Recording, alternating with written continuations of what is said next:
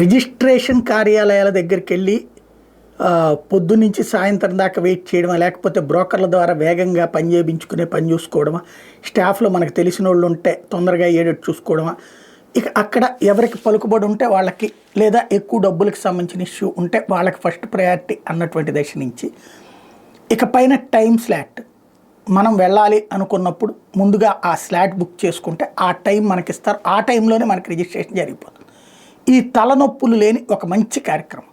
అయితే దీని మీద బీజేపీకి సంబంధించి లక్ష్మీపతి రాజా మెన్షన్ చేసిన పాయింట్ చాలా కరెక్ట్ అయినటువంటి పాయింట్. ఒకసారి అది క్రాస్ చెక్ చేసుకుని సరి చేస్తే సరిపోతుంది. నిన్ననే నేను ఆ విషయం ప్రస్తావించాను. ఏంటది, ఆ స్లాట్లో ల్యాండ్కి సంబంధించి ఇప్పుడు నాకు ఒక స్లాట్ కావాలని అడిగాను, నా ల్యాండ్ అమ్ముతాం అనుకుంటున్నాను.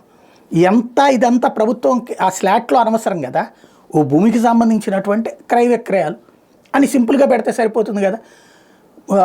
ఒక 10 ఎకరాలు ఉన్నటువంటి వ్యక్తి ఒక ఎకరమో అమ్ముతానంటే అక్కడ ఆ స్లాట్లో యాక్సెప్ట్ చేయట్లేదు, మొత్తం భూమి అమ్ముతున్నట్టుగా ఉంటేనే స్లాట్లో వస్తుంది అన్నటువంటి.